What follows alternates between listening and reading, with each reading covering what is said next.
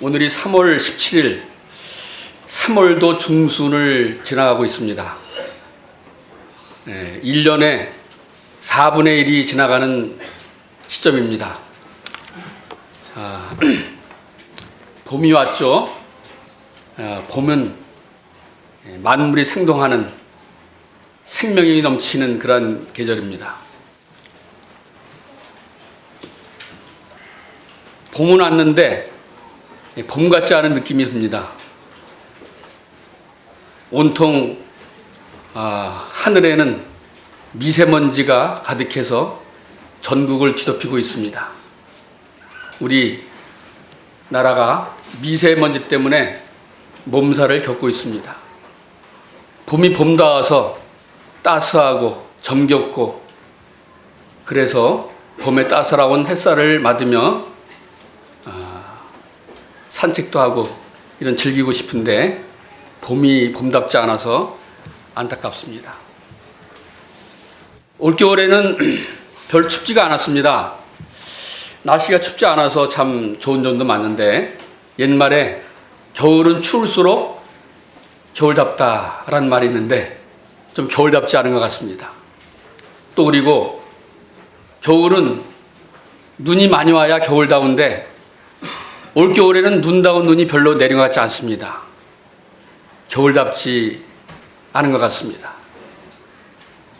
모든 삼라망산도 자기 역할, 제 기능을 다해야 행복한데, 사람은 사람대로, 동식물은 동식물대로 모든 삼라만상이 제자리를 찾아서 제 역할을 다해야 우리가 행복할 텐데, 그렇지 않은 부분이 있어서 좀 안타깝습니다. 올겨울에 눈이 펑펑 내려서 해로운 중독성이 강한 인체 해를 끼칠 수 있는 그런 미세먼지를 몽땅땅 썰어서 그 땅에 떨어뜨렸으면 좋을 텐데, 올겨울에는 눈다운 눈을 별로 보지 못해서 안타깝습니다. 또 최근 몇 년 동안 또 비다운 비도 내리지 않았습니다. 하나님께서는 비를 내리시기도 하고 또 비를 내리시지 않기도 하는데, 최근 몇 년 동안에는 비가 내리지 않아서 사실은 지금 우리가 잘 실감을 못하는지 모르지만은, 왜냐하면 수돗물 열면, 수도꼭지를 틀면은 펑펑 쏟아지기 때문에 실감을 못하지만 얼마나 참 가물고 있습니까? 또 이 비가 내려서 온 대지를 촉촉히 적셔주시고, 눈과 같이 비가 내려서 이 나쁜 미세먼지를 쓸어주면 좋을 텐데 비가 오지 않는 것이 안타깝습니다. 며칠 전에 일기예보에 비가 온다는 소식을 들었는데, 그래서 좀 비를 기대했습니다마는 비다운 비가 내리지 않았습니다. 비를 내리시기는 또 하나님이십니다. 우리는 하나님께서 우리를 도와주지 않으시면은 우리는 한순간도 한시라도 살 수 없는 그런 연약한 존재라고 하는 사실을 깨닫는 것이 얼마나 중요한 사실인가. 우리는 한순간도 하나님이 없이는 살 수 없다는 이와 같은 절박한 심정으로 살아가는 것이 하나님 말씀에 심령이 가난한 자라고 말씀하십니다. 심령이 가난한 자는 복이 있다 그러는데, 우리는 하나님께서 도와주지 않으시면 한순간도 살아갈 수 없다라고 하는 이와 같은 절박한 심정으로 살아가야 하는 것이 더군다나 오늘날의 우리의 이 삶인 줄로 생각합니다. 시편 120편 1절에 여호와께서 집을 세우지 아니하시면 세우는 자의 수고가 헛되고, 여호와께서 성을 지키지 아니하시면 파수꾼의 경성함이 허사로다라고 말씀을 하신 것처럼, 하나님께서 세우셔야 집이 세우시는 것이고 세워지는 것이고, 하나님께서 성을 지키셔야 성이 지켜지신다는 사실을 생각할 때 주님을 의지하지 않을 수가 없습니다. 성경에 이 비에 대한 얘기도 꽤 많이 나오는 것 같습니다. 우리 먼저 레위기 26장에 있는 말씀 보시겠습니다.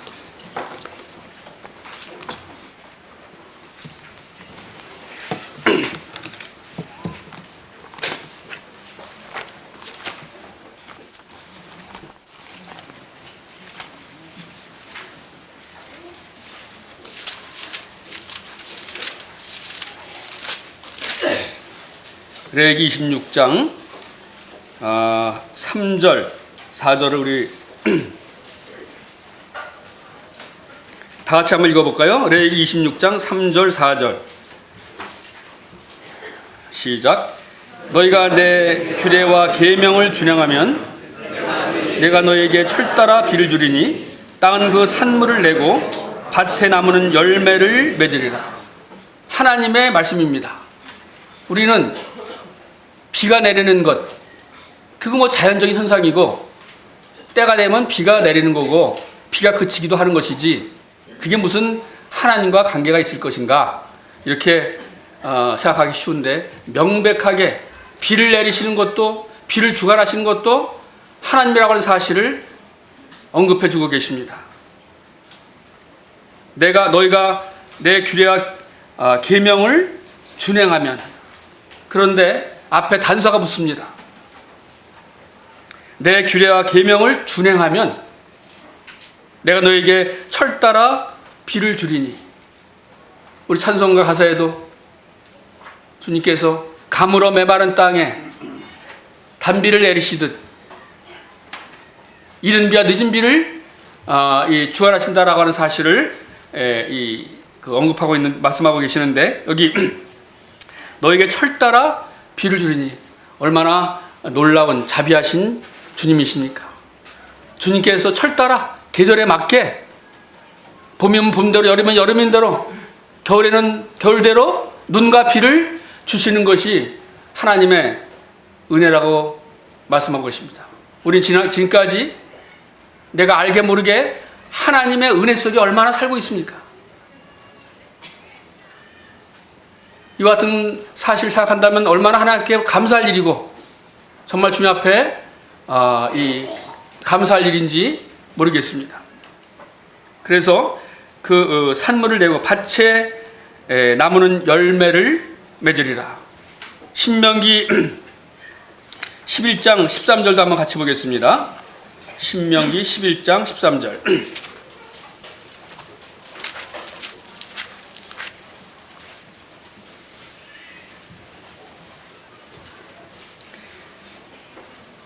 (13절) (14절) 같이 읽겠습니다. 시작. 내가 오늘 너에게 명하는 내 명령을 너희가 만일 청종하고 너희 하나님 여호와를 사랑하여 마음을 다하고 뜻을 다하여 섬기면 여호와께서 너희의 땅에 이른 비 늦은 비를 적당한 때에 내리시리니 너희가 곡식과 포도주와 기름을 얻을 것이요. 얼마나 놀라운 말씀입니까? 내가 오늘 너희에게 명하는 내 명령을 너희가 만일 청종하고 너희 하나님 여호와를 사랑하여 마음을 다하고 뜻을 다하여 섬기면, 그랬습니다.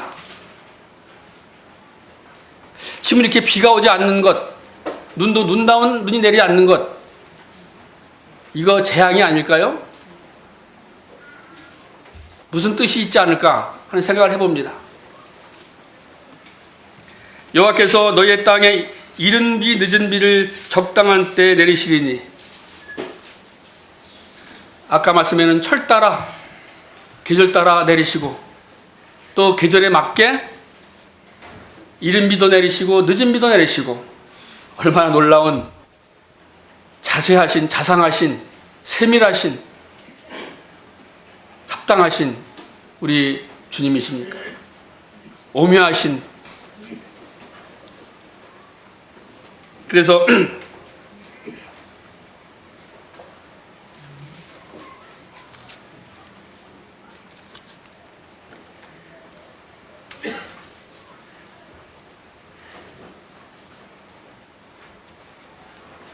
여호와께서 너희 땅에 이른 비 늦은 비를 적당한 때에 내리시리니 너희가 곡식과 포도주와 기름을 얻을 것이요.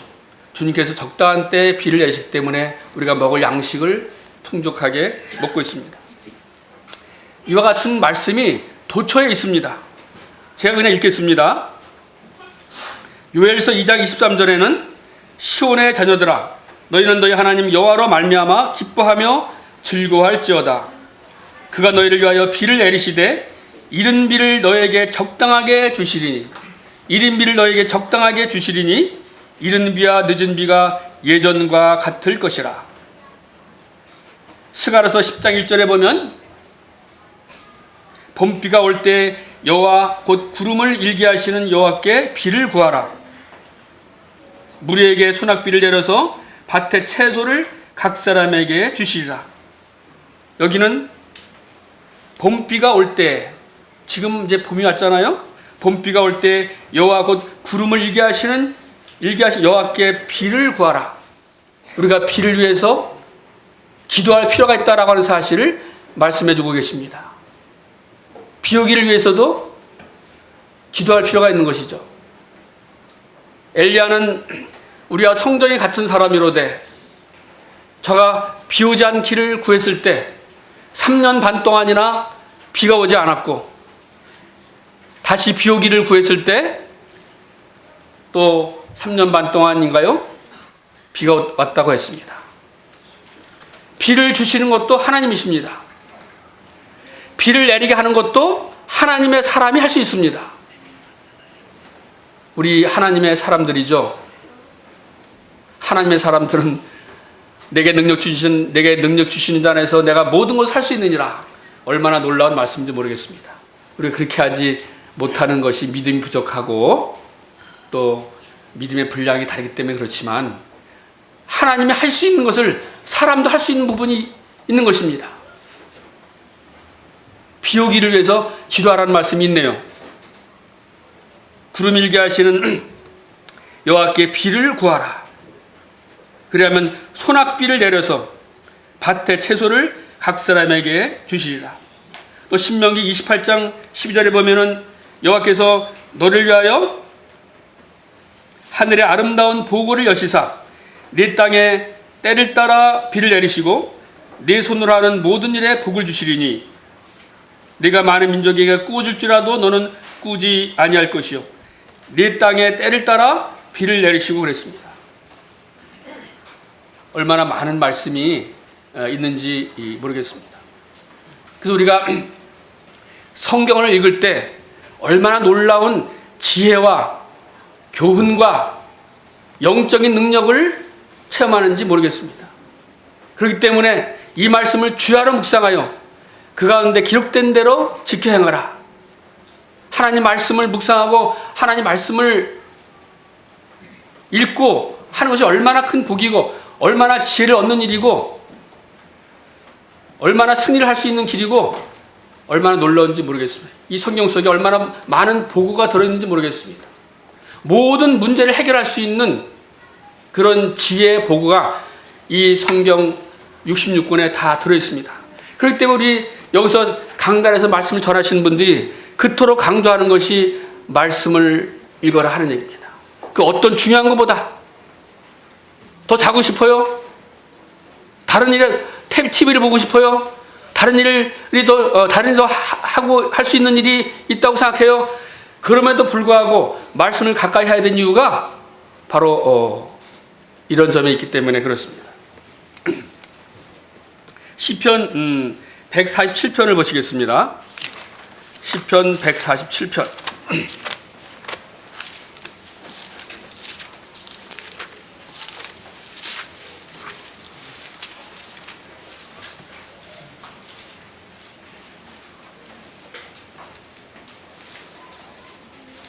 네, 우리 같이 한번 7절서부터 9절까지 읽어볼까요? 시편 147편 7절부터 다 같이 시작. 감사함으로 여호와께 노래하며 수금으로 하나님께 찬양할지어다. 그가 구름으로 하늘을 덮으시며 땅을 위하여 비를 준비하시며 산에 풀이 자라게 하시며 들짐승과 우는 까마귀 새끼에게 먹을 것을 주시는도다.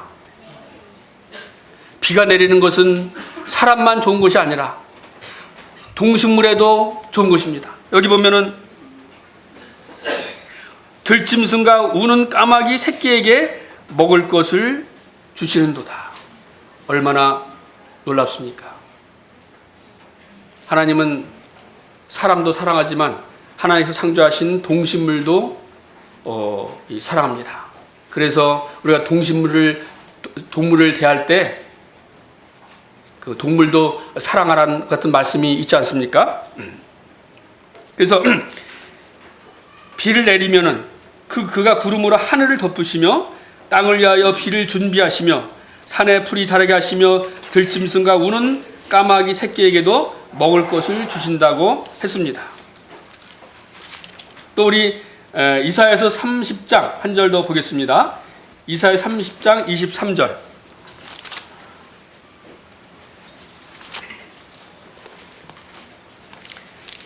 이사야서 30장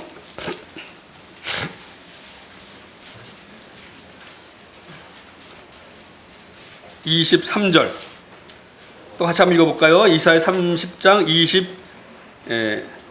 23절 시작.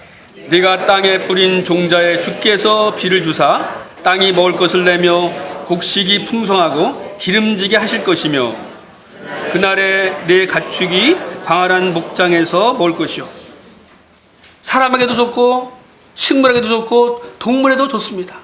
하나님의 은혜는 이와 같이 광활하게 넓게 모든 동식물 삼라만상에게 유익한 것입니다.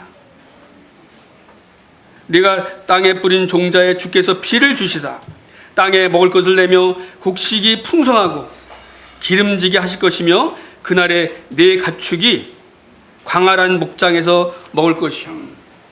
그래서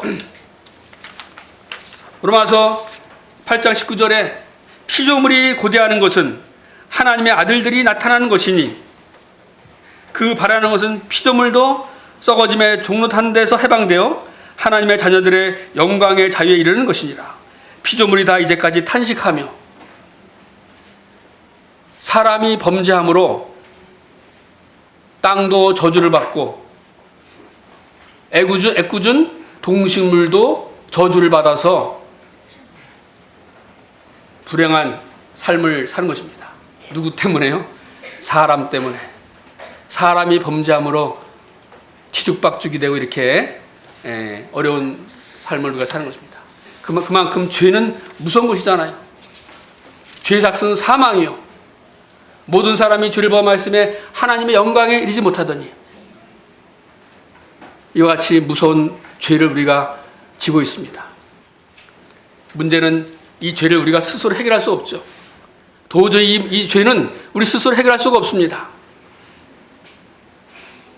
그래서 이 죄의 문제를 해결할 수 없기 때문에 부득이 하나님께서 세상 이처럼 사랑하사 독생자를 주신 것이죠. 예수님께서 우리의 모든 죄를 담당하시고 해결하셨기 때문에 우리는 죄에서 해방돼서 하나님께서 전에 지은 죄를 간과하심으로 그냥 지나쳐 버리심으로 우리를 의롭다고 인정해 주시고 하나님의 자녀로 삼아 주셨기 때문에 우리가 하나님 앞에 은혜의 보좌 앞에 오늘도 담대히 나와서 예배를 드릴 수가 있는 것입니다.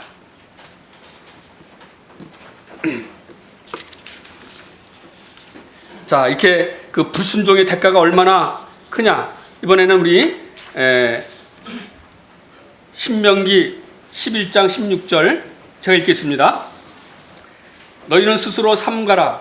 두렵건대 마음에 미혹하여 돌이켜 다른 신들을 섬기며 그것에게 절하며 여호와께서 너에게 진노하사 절함으로 여호와께서 너에게 진노하사 하늘을 닫아 비를 내리지 아니하며 땅이 소산을 내지 않게 하심으로 너희가 여호와께서 주신 아름다운 땅에서 속히 멸망할까 하노라. 하나님께서 철따라 이른 비도 내리시고 늦은 비도 내리시는데 비를 내리지 않는 이유를 말씀해 주고 계십니다. 너희는 스스로 삼가라. 두렵건대 마음에 미혹하여 돌이켜 다른 신들을 섬기며 그것에게 절하며 우리가 범죄하고 바르지 못한 삶을 살고 순종하지 아니하고 하나님을 거역하고 외식하고 바른 분별하지 못하고 방종하고 방탕하면 여호와께서 너에게 진노하사 그랬습니다. 하나님의 그 무서운 손에 빠져 들어가는 것이 얼마나 두렵고 무서운 일이겠습니까? 여호와께서 너에게 진노하사 하늘을 닫아 비를 내리지 아니하여 땅이 그 소산을 내지 않게 하신다. 하나님은 비도 내리지 않게 하십니다. 근데 이유가 있어요. 그래서 너희가 여기서 주신 아름다운 땅에서 속히 멸망할까 하노라. 이번에는 우리 이사야서 5장 6절 보겠습니다. 이사야서 5장 6절 우리 같이 읽어볼까요? 이사야서 5장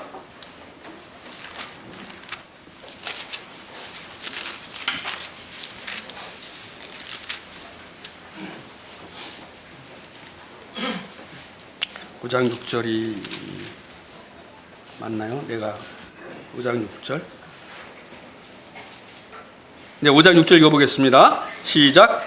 내가 그것을 황폐하게 하리니 다시는 가지를 자름이나 북을 돋우지 못하여 찔레와 가시가 날 것이며 내가 또 구름에게 명하여 그 위에 비를 내리지 못하게 하리라 하셨으니. 그렇죠? 여기도 보면은 내가 그것을 황폐하게 하리니, 황폐하게 하시는 것도 하나님이십니다. 다시는 가지를 자름이나 북을 돋우지 못하여 찔레와 가시가 날 것이며 내가 또 구름에게 명하여 그 위에 비를 내리지 못하게 하리라 하셨으니. 비를 내리지 않는 것 얼마나 이 저주입니까? 심판이요, 하나님의 징계라고 볼 수가 있습니다. 우리는 하나님 앞에서 얼마나 바르게 살아야 될 것인지를 말씀해 주고 있습니다. 그래서 이렇게 불순종의 대가가 얼마나 큰지를 우리에게 잘 나타내 주고 있는 것입니다. 우리 성경 읽기 표에 의해서 성경을 보는데 오늘 제가 또 아침에 그 민수기를 보니까 또 우리의 이 영이, 우리의 마음이 경성해야 될 그런 말씀들을 또 많이 해 주시고 계시는데 한번 보겠습니다. 오늘 민수기 15장을 읽었는데요. 네, 민수기 15장 보겠습니다.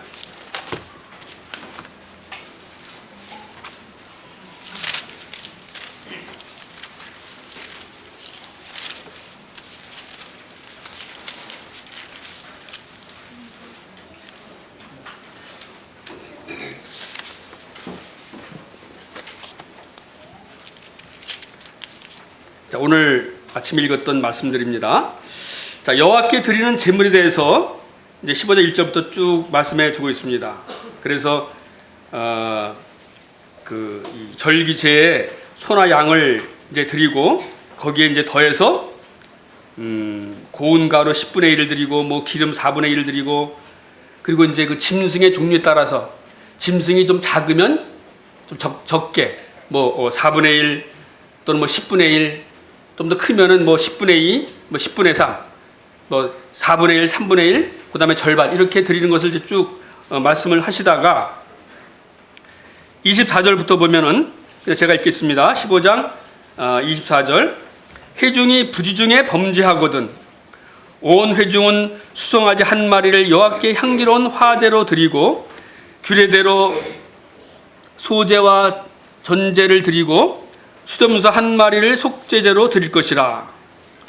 제사장이 이스라엘 자손의 온 회중을 위하여 속죄하면 그들이 사함을 받으리니 이는 그가 부지중에 범죄함이며 또 그 부지중에 범죄함으로 말미암아 헌물 곧 화제와 속죄제를 여호와께 드렸습니다. 이스라엘 자손의 온 회중과 그들 중에 거류하는 타국인도 사함을 받을 것은 온 백성이 부지중에 범죄하였음이니라 그랬습니다. 요 대목은 지금 부지중에 범죄한 자들에 대한 속죄 제물을 말씀해 주고 계시고 그 다음에 보면 이제 그 뒷부분에 보면은 고의로 범죄한 자들에 대한 내용이 나오고 있습니다. 부지 중에 범죄한 사람. 우리는 실수가 있죠. 훌륭한 다윗도 실수했고, 실수한 사람이 우리는 성경을 통해서도 적나라하게 말씀해 주고 계시지 않습니까? 우리 다 실수할 수 있는 연약한 존재들이죠. 실수를 합니다. 주님도 그것을 감안하셨어요. 그래서 부지 중에 범죄했을 경우에는 이렇게 하라는 얘기입니다. 부지 중에 범죄하였거든, 회중이 범죄하였거든 송아지를 잡아서 화제로 드리고 또 소제와 전제를 드리고 또 수점 3발 잡아가지고 속죄제로 드리고, 이렇게 속죄하면 이스라엘 자손, 제사장이 이스라엘 자손의 온 회중을 위하여 이와 같은 방법으로 속죄하면 그들이 사함을 받을 것이라고 했습니다. 부지 중에 범죄하였다면은 이와 같은 방법으로 제사를 드리면 주님께서 사해 주시겠다고 하는 것입니다. 부지 중에 범죄한 사람은 희망이 있어요. 용서를 받을 수 있는 가능성이 있습니다. 그 다음에 이제 그 밑에 27절부터 보면은 이번에는 만약 한 사람이 범죄하면은 뭐 송아지까지 잡을 필요 없이 사람은 이제 염소를 잡아가지고 또 역시 제사를 드리잖아요. 그러면 제사장은 이제 29절에 제사장은 그가 부지 중에 범죄한 사람이 부지 중에 여호와 앞에 범한 죄를 위하여 속죄하여 그 죄를 속할지니 그리하면 사함을 얻으리라.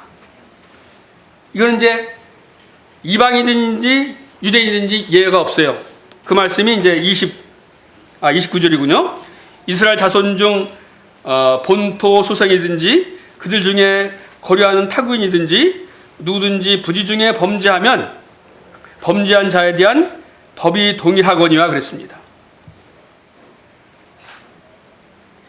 그러니까 부지 중에 범죄하면은 본토 유대인이든지 아니 거기 거주하고 있는 이방이든지 이와 같은 방법으로 속죄하면은 사함을 받을 수 있을 것이라고 말씀해 주고 있습니다. 주님께서 용서를 해 주시고 살 수 있는 길을 베풀어 주셨어요. 그런데 30절에 보면 본토인이든지 타국이든지 고의로 무엇을 범하면, 자, 고의가 무슨 말인지 다 알잖아요. 고의, 일부러, 짐짓, 일부러, 의도적으로, 알면서도, 이건 무서운 죄입니다. 오늘날의 많은 사람들이 그들이 결코 죄를 용서받을 수 없는 것은 이와 같이 고의적으로, 일부러, 알면서도 거짓말, 알면서도 속이고, 알면서도 범죄하고, 이것도 사람에 대해서 범죄하는 것 말고 하나님에 대해서 범죄하는, 용서받을 수가 없잖아요. 그래서 고의로 무엇을 범하면 누구나 여호와를 비방하는 자니 그의 백성 중에 끊어질 것이라. 마땅한 일이죠. 구제받을 수가 없습니다. 그런 사람은 여호와의 말씀을 멸시하고 그의 계명을 파괴하였은즉 그의 죄악이 자기에게로 돌아가서 온전히 끊어지리라. 우리 가운데 이와 같은 분은 안 계시잖아요. 이와 같은 사람은 참 불행한 사람입니다. 누구를 원망하겠습니까? 스스로 화를 자초한 것이죠. 그래서 모든 죄는 용서를 받을 수 있지만 도저히 용서할 수 없는 것을 성경 말씀해 주고 계시는데, 마태복음 12장 31절에 보면은 내가 너에게 이르노니 사람에 대한 모든 죄와 모독은 사하심을 얻되 성령을 모독하는 것은 사하심을 얻지 못하겠고, 또 누구든지 말로 인자를 거역하면 사하심을 얻되 누구든지 말로 성령을 거역하면 이 세상과 오는 세상에서도 사함을 얻지 못하리라. 모든 죄와 모독은 사하심을 얻지만 성령을 모독하는 죄는 용서할 수 없습니다. 이것은 아까 말씀드린 대로 일부러 고의적으로 알면서도 하나님을 대적하는, 어떻게 그 사람을 받아들일 수가 있겠습니까? 스스로 받지 않는데. 사도행전 7장 51절에 목이 굳고 마음과 귀에 할례를 받지 못한 사람들아, 너희가 항상 성령을 거스려 너희 조상과 같이 너희도 하는도다. 성령을 거스리는 죄 용서함을 받을 수가 없습니다. 우리 한번 찾아보겠습니다. 이번에는 히브리서에 있는 말씀 히브리서 10장 29절 같이 한번 읽어보겠습니다. 히브리서 10장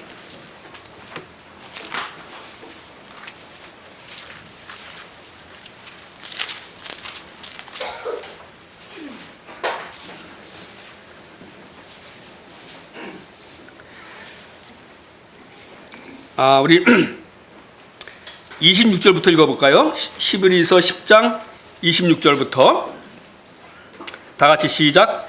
우리가 진리를 아는 지식을 받은 후 짐짓 죄를 범한즉 다시 속지 않은 제사가 없고 오직 무서운 마음으로 심판을 기다리는 것과 대적하는 자를 태울 맹렬한 불만 있으리라. 모세의 법을 폐한 자도 두세 증인으로 말미암아 불쌍히 여김을 받지 못하고 죽었거든. 하물며 하나님의 아들을 짓밟고 자기를 거룩하게 한 언약의 피를 부정한 것으로 여기고 은혜의 성령을 욕되게 하는 자가 당연히 받을 형벌은 얼마나 더 무겁겠느냐 너희는 생각하라 그랬습니다. 사람이라면 생각을 하고 살아야 되잖아요. 생각 없이 살면 어떻게 되겠습니까? 생각하라 그랬습니다. 하나님이 이렇게 은혜를 베풀어 주셨는데 우리가 도저히 이 죄의 문제를 해결할 수 없는데 하나님께서 해결해 주셨습니다. 세상에 공짜가 없어요. 그런데 하나님께서 우리에게 주신 선물은 그건 공짜라고 하는 말은 제가 표현하고 싶지 않습니다. 성경에는 거저받았으니 거저주어라, 거저받았으니 거저주어라는 표현은 있지만은 공짜라는 말은 아무리 생각해봐도 저는 적당하지 않은 것 같습니다. 공짜는 뭔가 무가치해 보이잖아요. 가치 없이 보이잖아요. 공짜는 하나님의 선물을 가치 없는 것으로 그건 표현하고 싶지도 않습니다. 근데 어쨌든 거저받았으니 거저주어라. 하나님의 선물은 은사예요. 죄의 삭스는 사망이요. 하나님의 은사라고 하는 것이 선물이거든요. 은혜 은자 선물 사자. 하나님의 은사는, 은혜로운 선물은 그리스도 예수 우리 주 안에 있는 영생이니라. 이런 선물 주셨는데 하물며 하나님의 아들을 짓밟고 자기를 거룩하게 한 언약의 피를 부정한 것으로 여기고 은혜의 성령을 욕되게 하는 자가 당연히 받을 형벌은 얼마나 더 중하겠느냐 너희는 생각하라. 이걸 받아들이지 못한다는 것은 양심이 없는 것이죠. 우리가 왜 예수님을 믿지 못합니까?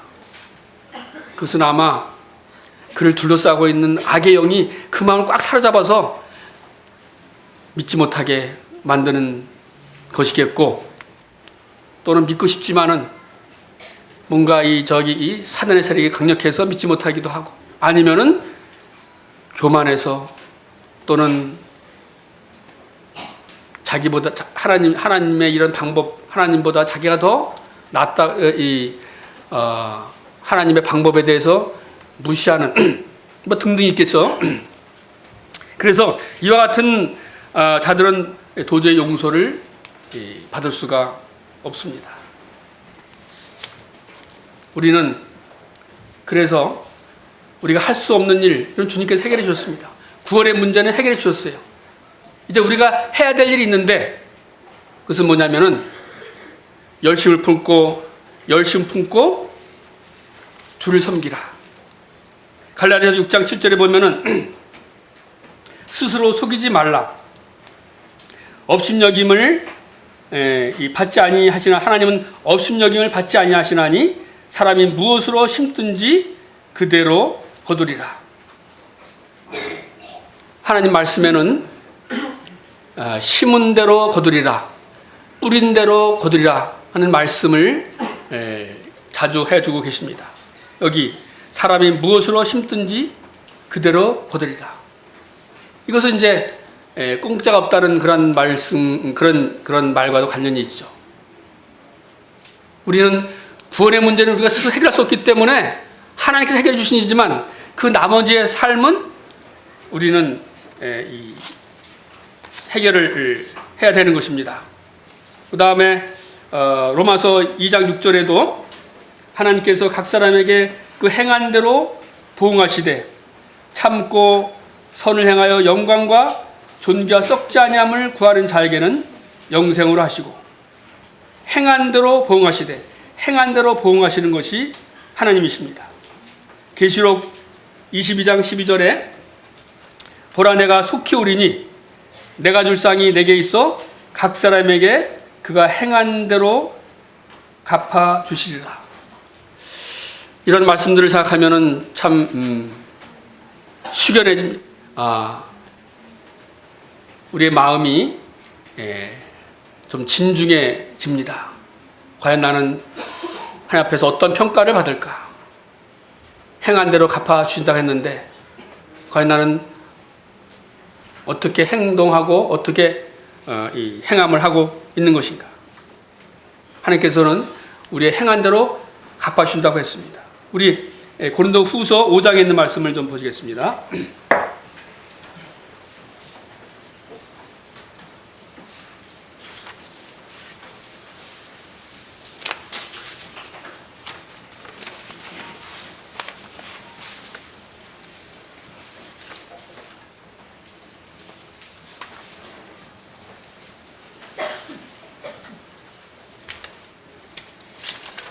고린도 후서 5장 10절입니다.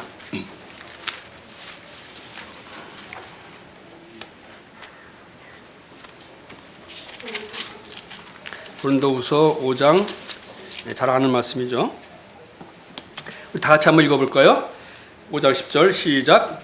우리가 다 반드시 그리스도의 심판대 앞에 나타나게 되어 각각 선악간에 그 몸으로 행한 것을 따라 받으려 함이라.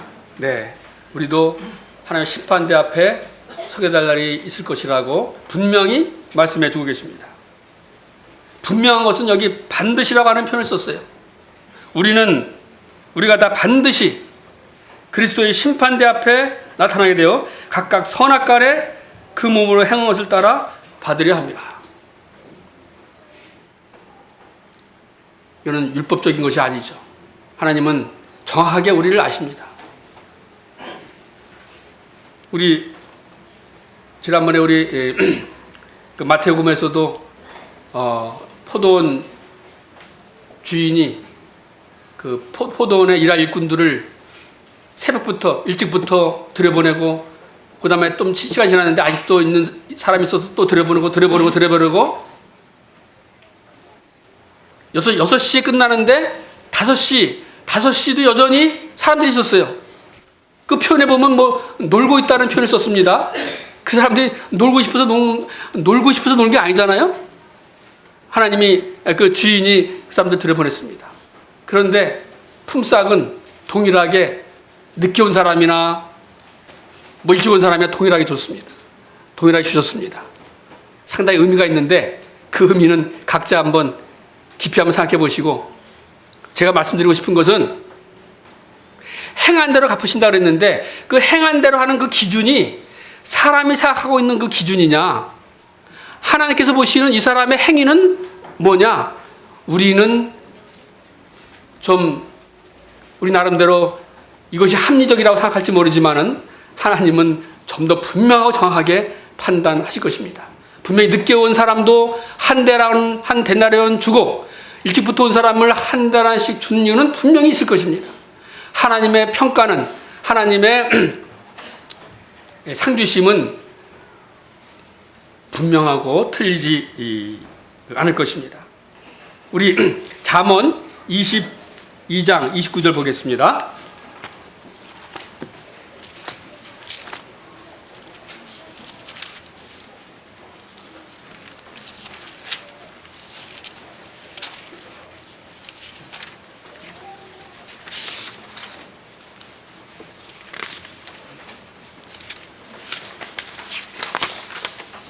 네, 잠언 22장 몇 절이냐면요. 네, 29절입니다. 또 같이 한번 읽어볼까요? 시작. 내가 자기 일에 능숙한 사람을 보았느냐? 이러한 사람은 왕 앞에 설 것이요 천한 자 앞에 서지 아니하리라. 저는 이 말씀을 좀 좋아하는 편입니다. 지금 이 우리 개역 개정에는 네가 자기 일에 능숙한 사람을 보았느냐 이렇게 표현됐는데, 옛날 성경 옛날 개역 한글에는 네가 자기 사업에 근실한 사람을 보았느냐 이렇게 표현됐습니다. 뭐 같은 말이죠. 여기서 근실하다라고 하는 것은 성실한 것이고 또 그 의미는 자기 일에 숙달된 사람, 자기 일에 능숙한 사람, 그 분야에 있어서는 아주 확실한 사람. 이런 사람은 그 사람이 일하는 곳에서 일할 때 이 사람은 왕 앞에 설 것이요 천한 자 앞에 서지 아니하리라. 우리 그리스도인은 이와 같은 사람이 되어야 될 것입니다. 우리가 직장에서 일하든 어디에서 일하든 교회에서 일하든 자기 일에 근실한 사람, 자기 일에 능숙한 사람, 이거 얼마나 중요한 일이겠습니까? 우리 그리스도인들이 이와 같은 모범을, 이와 같은 본을 보여야 그리스도인다운 사람이구나 하고 그 사람을 보고 너희들의 착한 행실을 보고 너희들의 행실을 보고 하늘에 계신 하나님 아버지께 영광을 돌리게 하라 하는 그 말씀대로 사는 것이 아니겠습니까? 그래서 자기 사업에 근실한 사람, 자기 사업에 자기 일에 능숙한 사람, 이 사람은 왕 앞에 선다 그랬습니다. 왕이라고 하는 것은 가장 높은 존재잖아요. 아주 높은 권력과 권위와 힘을 갖고 있는 분입니다. 왕 앞에 선다라고 하는 것은 왕이 인정해 주는 것이고, 왕이 인정해 준다는 것은 나라에서 인정해 주는 사람이고 사회에서 인정해 주는 사람입니다. 우리 그리스도인들은 우리가 무슨 일을 하든지 직장에서 일을 하든지 자기 일에 능숙함으로 국가에서도 인정하고 사회에서도 인정받는 이런 사람이 되어야 되는 거 아니겠습니까? 그런 사람들 되기 위해서 노력을 하고 계시죠. 그래서 우리가 직장에서도 저 사람한테 맡기면은 아주 확실해, 이와 같은 정도가 돼야 되는데 사실은 그것도 쉽지가 않죠. 저도 역시 부족한 사람이고, 그러나 말씀에는 그렇게 되어 있습니다. 우리 그렇게 노력을 하면서 살아야 되겠습니다. 자기 사업에 근실한 사람, 자기 일에 능숙한 사람, 이런 사람은 왕 앞에 설 것이요 천한 자 앞에 서지 않는다고 했습니다. 자, 이번에는 이제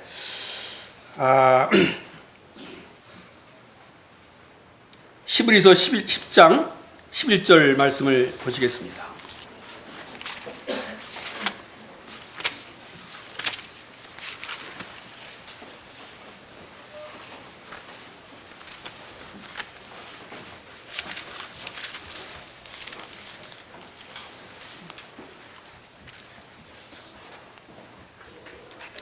히브리서 10장 11절 제가 그냥 읽겠습니다. 10절부터 제가 읽겠습니다. 이 뜻을 따라 예수 그리스도의 몸을 단번에 들이심으로 말미암아 우리가 거룩함을 얻었노라. 제사장마다 매일 서서 섬기며 자주 같은 제사를 드리되 이 제사는 언제나 죄를 없게 하지 못하거니와 오직 그리스도는 죄를 위하여 한 영원한 제사를 드리시고 하나님 우편에 앉으사 그 후에 자기 원수들을 자기 발등상이 되게 하실 때까지 기다리시나니 그가 거룩하게 된 자들을 한 번의 제사로 영원히 온전하게 하셨느니라. 네, 이 말씀 보면은 참 얼마나 하나님 앞에 감사를 드려야 될지 모르겠습니다. 우리는 이와 같은 심정으로 오늘도 예배를 드리지 않습니까? 이 뜻을 따라 예수 그리스도의 몸을 단번에 들이심으로 말미암아 한 번에 우리가 거룩함을 얻었노라. 예수님께서 단번에 들이심으로 말미암아 우리가 거룩하게 됐어요. 우리의 모습은 사실 거룩하지 못한다 하더라도 하나님께서 보실 때 하나님의 피로 가려서 거룩하게 보신다라고 하는 사실이죠. 우리가 제사장마다 매일 서서 섬기며 자주 같은 제사를 드리되 이 제사는 언제나 죄를 없게 하지 못하거니와, 제사장마다 매일 서서 똑같은 제사를 양을 죽이고 소를 죽이고 염소를 죽이고 얼마나 많은 동물들이 희생됐습니까? 그 왜 그렇게 하셨을까? 우리는 이 호사에서도 보면은 동물을 죽이는 것이 하나님이 원하시는 것이 아니라고 하는 사실을 명백하게 말씀해 주고 계십니다. 사무엘상에서도 말씀해 주고 계십니다. 사무엘상 15장 22절을 보면 사무엘이 이르되 여호와께 번제와 다른 제사를 그의 목소리를 청조하는 것을 좋아하신 같이 좋아하시겠나이까.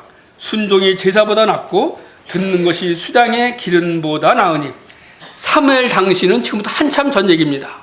우리는 지금 신약을 살면서 하나님께서 은혜의 하나님이라는 사실에 익숙해져 있지만 이 당시 율법 시대에 사무엘이 이와 같은 말씀을 하신 것을 보면은 하나님의 마음이, 하나님의 뜻이 어디 있냐라고 하는 사실을 명백하게 말씀해 주고 계십니다. 그래서 수많은 동물들을 죽여서 그렇게 하지 않으면은 속죄를 받을 수가 없는데도 불구하고 하나님이 진정 기뻐하시는 것이 뭐냐? 하나님께서는 번제와 다른 제사를 그렇게 기뻐하지 않는다.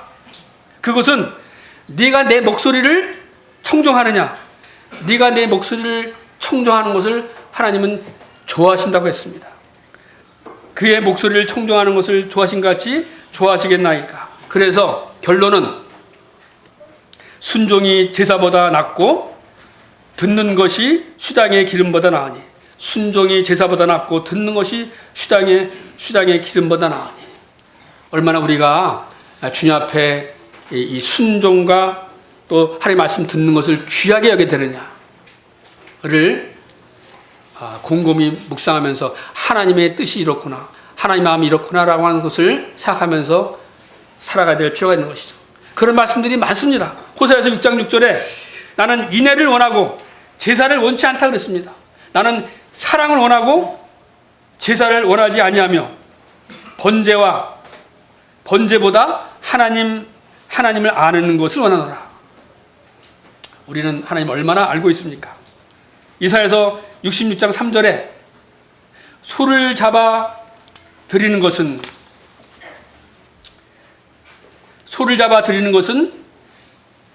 살인함과 다름이 없고 어린 양으로 제사 드리는 것은 개의 목을 꺾음과 다름이 없다. 그러면 우리가 주님이 무엇을 원하는지 알 수가 있죠. 그렇게 수많은 동물을 죽이게 해서 제사를 드리라 한 이유는 너희들의 죄가 이렇게 죽어야 된다라고 하는 사실을 가르치고 아주 인애 못 박이도록 가르치기 위해서 수많은 양을 희생시켰습니다. 그대로 깨달아야 될 것은 내 죄가 이렇게 크구나. 나는 이렇게 죽을 수밖에 없는 저 짐승처럼 죽어야 되는구나.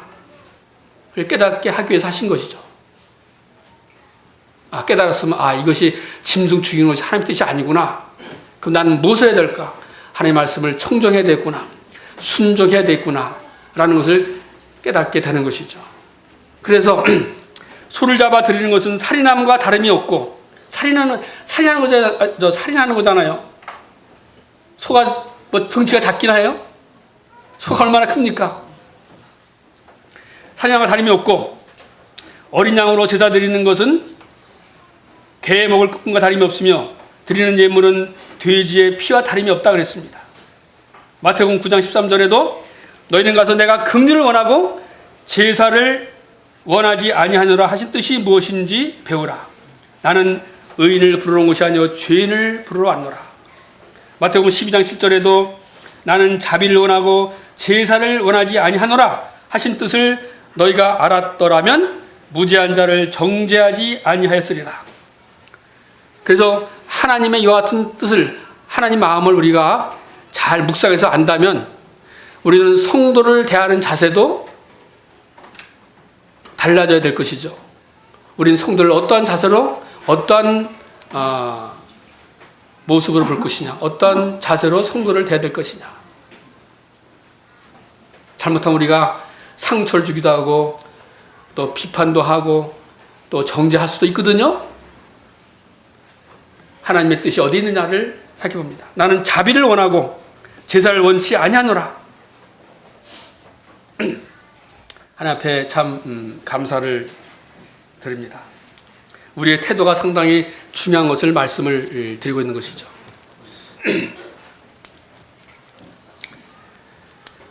오래전 얘기지만 제가 학생들 이제 중간고사, 기말고사 시험을 보지 않습니까?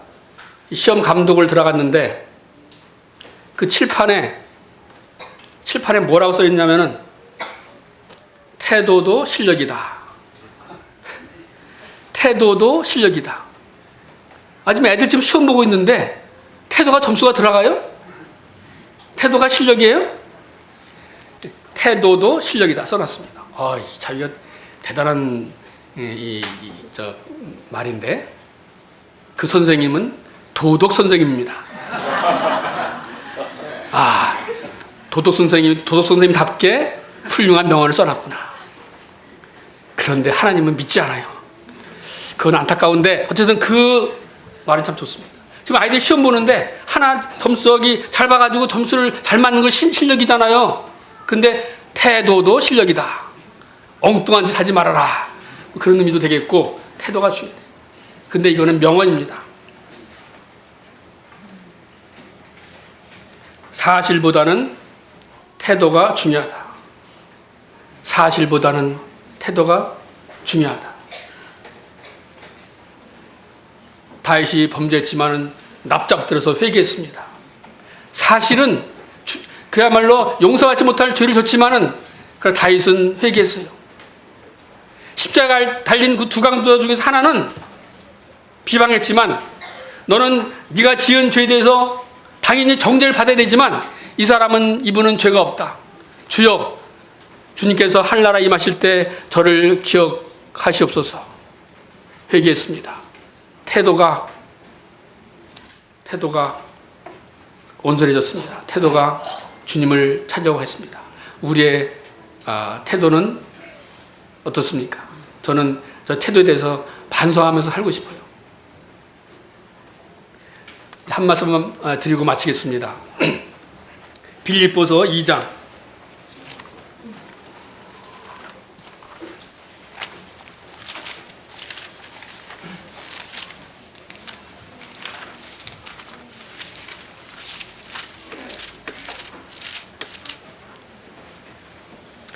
2장 우리 6절부터 11절까지 다 같이 읽어보겠습니다. 빌립보서 2장 6절입니다. 다 같이 시작. 너희 안에 이 마음을 품으라.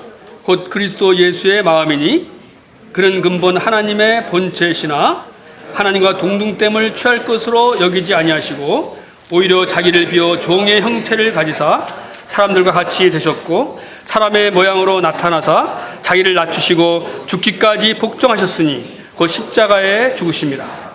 이러므로 하나님이 그를 지극히 높여 모든 이름 위에 뛰어난 이름을 주사 하늘에 있는 자들과 땅에 있는 자들과 땅 아래 있는 자들로 모든 무릎을 예수 이름에 꿇게 하시고 모든 힘으로 예수 그리스도를 주라 시인하여 하나님 아버지께 영광을 돌리게 하셨느니라. 아멘입니다.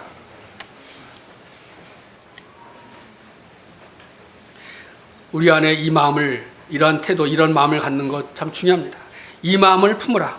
곧 그리스도 예수의 마음이니 그는 근본 하나님의 본체시나 하나님과 동등됨을 취할 것으로 여기지 아니하시고 오히려 자기를 비워서 종의 형체를 가지셔서 사람들과 같이 되셨고 사람의 모양으로 이 땅에 내려오셨습니다.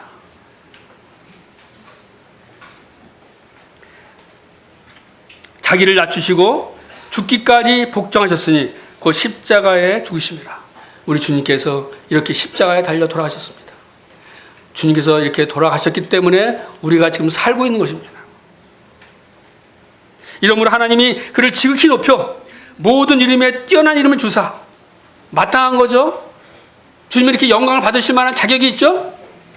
하늘에 있는 자들과 땅에 있는 자들과 땅 아래 있는 자들로 모든 무릎을 예수 이름에 꿇게 하시고 모든 무릎으로 예수 그리스도를 주라 시인하여 하나님 아버지께 영광을 돌리게 하셨느니라.